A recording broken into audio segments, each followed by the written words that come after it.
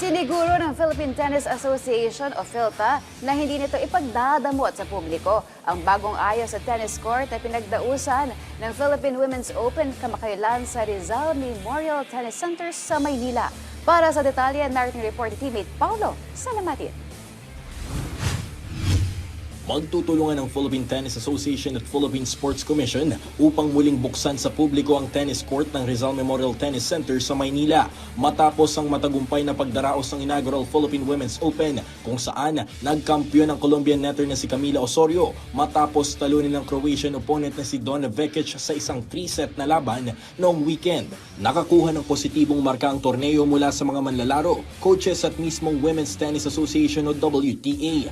Sa mga nagdaang linggo, malaking oras at pondo ang inilaan upang maisaayos sa mga pasilidad ng Rizal Memorial Sports Complex, kabilang ang renovasyon at pagpapaganda ng buong paligid ng tennis court upang masiguro na makapaghatid ng isang world-class experience para sa lahat ng mga Filipino tennis fans. Ngunit matapos ang torneo, umaasa si PhilTA Secretary General John Ray Tiangco na sana'y hindi lang ito matapos sa isang event dahil ang Philippine Women's Open ay nakapaloob sa isang 3-year deal. Ngunit balak din ng PhilTA na gamitin ang mga naayos na court para sa iba pang mga torneo mula sa International Tennis Federation o ITF, Asian Tennis Federation o ATF at iba pang mga international competitions. Kabilang din dito ang target na magkaroon ng mga torneo para sa mga junior tennis players ng bansa na kailangan ng pasilidad na pasok sa international standards. Para kay Tiangco, ang muling pag-igting ng interes sa mga Pilipino sa tennis na inspirado mula sa mga tagumpay ni Alex Ayala at sa epekto ng Philippine Women's Open ay maaring magtulak sa mas maraming Pilipino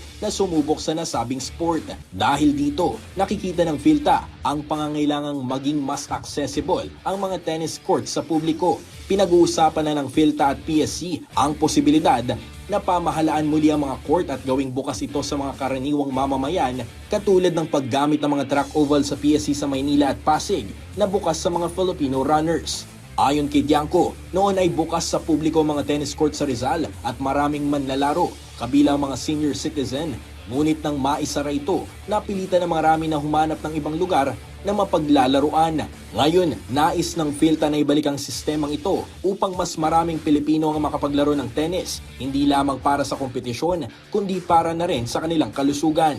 Binigyang diin din ni Tiangco na ang paglago ng tennis sa bansa ay hindi lang nakasalalay sa mga medalya o panalo ng mga professional players. Bahagi rin ito ng mas malawak na adhikain para sa malusog na pamumuhay, kung saan maaaring maglaro ang mga junior na nagnanais maging kampyon at mga nagnanais makakuha ng scholarship sa ibang bansa.